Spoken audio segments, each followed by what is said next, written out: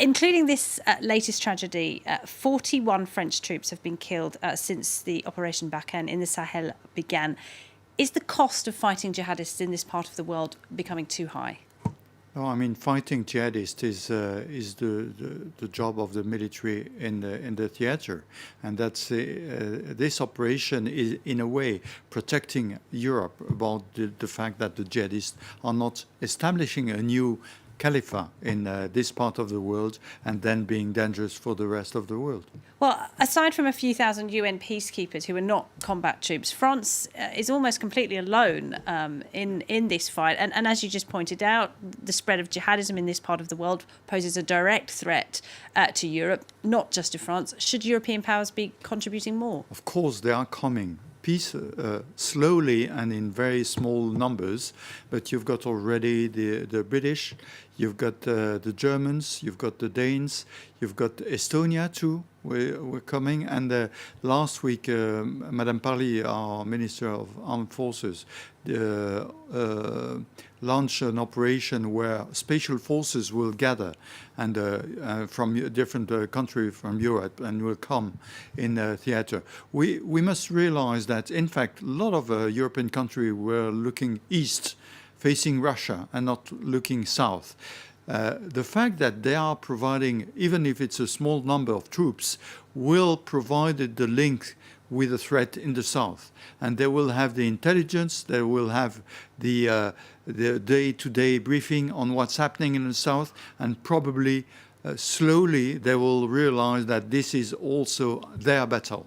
A big part of the strategy in Operation Barkhane is to train the Malian soldiers to be able to take responsibility for fighting this conflict themselves. I mean, some people are drawing inevitable comparisons with Afghanistan, when troops have been trying to train Afghan security forces for many years to take responsibility there.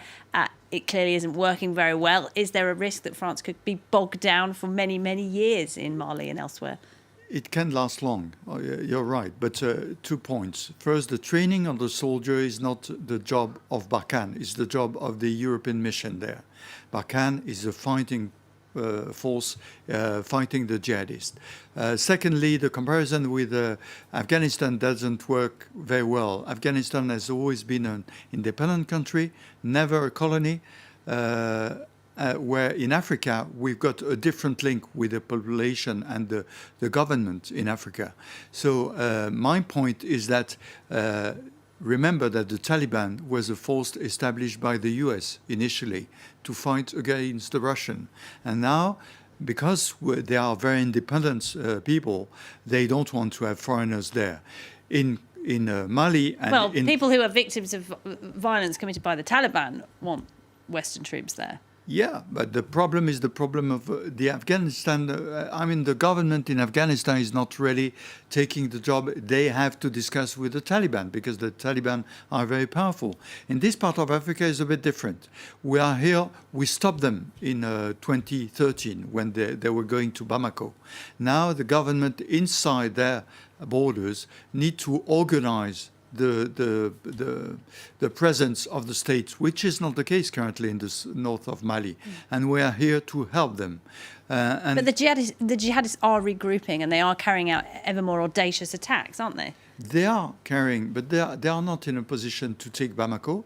They are not in a position to organize the states. They are just organized to fight, hide, and fight. So that's where we need to fight them, to destroy them. But at the same time, in political terms, the different countries in this region need to organize the way they are ruling their country. How many French troops do you think have to die before French public opinion turns against this conflict? I mean, will the French public tolerate increasing deaths of French soldiers in Mali? The French population, and that's really a matter, fighting against jihadists. It's not because you've got 1 or 2 or 10 or 15 killed that you will stop fighting the jihadists. Because if you don't fight them there, in 10 years' time, they will be on your border. So you need to fight them now, and that's the role of the soldier. And we must remember that when we are fighting, sometimes you are killed. All right, General Trinquand, thank you very much.